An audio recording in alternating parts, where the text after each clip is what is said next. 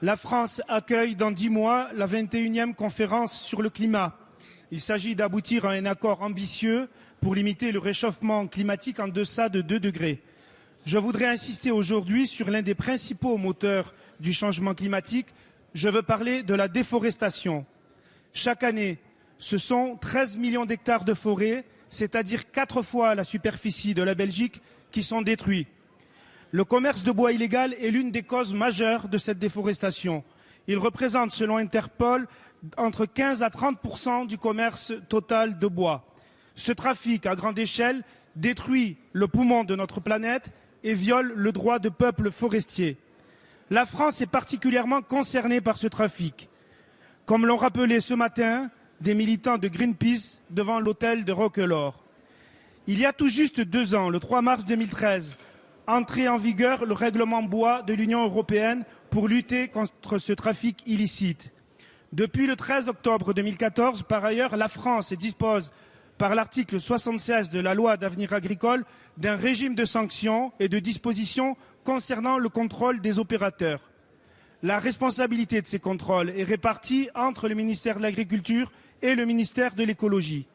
Mais à ce jour, le ministère de l'Écologie ne s'est pas doté des moyens de remplir sa mission.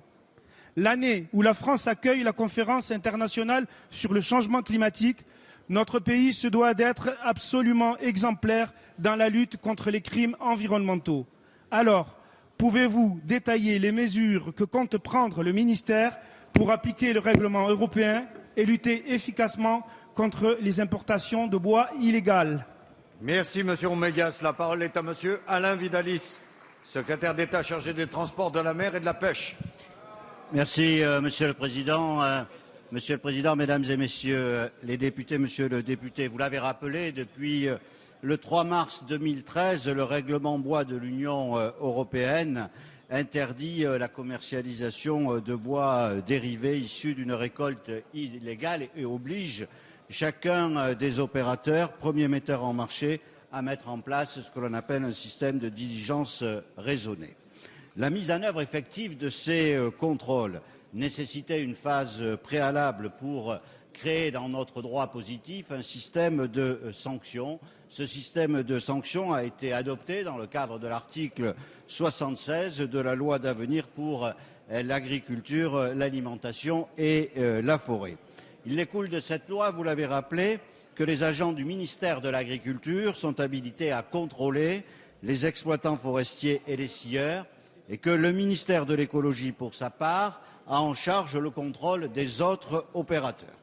Pour le ministère de l'Écologie, les modalités d'organisation font actuellement l'objet d'une mission conjointe des inspections des ministères de l'Agriculture et de l'Écologie qui évalue les charges de travail et les compétences à mobiliser pour pouvoir agir efficacement. Cette mission doit rendre prochainement ses conclusions, ce qui permettra à la ministre, dans les prochaines semaines, de décider du dispositif permettant en œuvre un contrôle approprié. La lutte contre l'importation de bois illégal est un élément important de la protection de la biodiversité et le gouvernement est déterminé à appliquer les contrôles de manière efficace.